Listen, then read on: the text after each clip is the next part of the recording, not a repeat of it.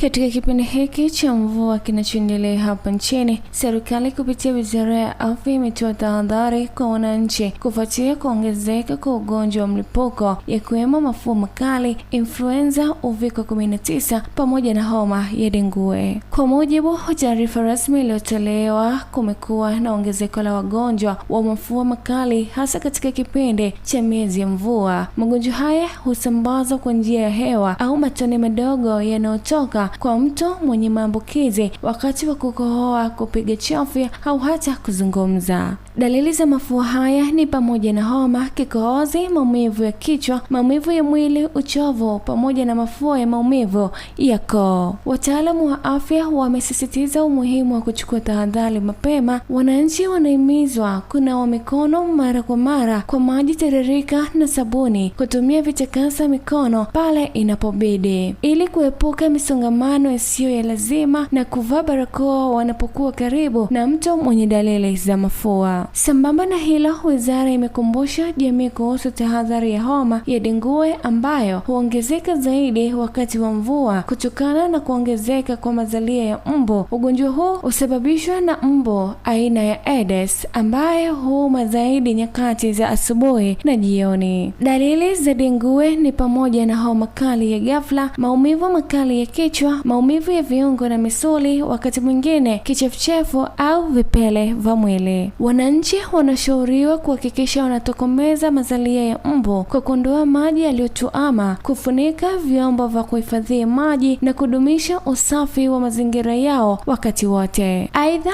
ni muhimu kuepuka kujitibu bila ushauri wa wataalamu wa afya. Mtu yeyote mwenye dalili anapaswa kufika kituo cha afya kwa uchunguzi na matibabu sahihi. Afya ni jukumu la kila mmoja wetu. Kwa kuchukua tahadhari mapema, tunaweza kuzuia maambukizi na kulinda maisha ya watu wetu. Mimi ni Nora Emmanuel.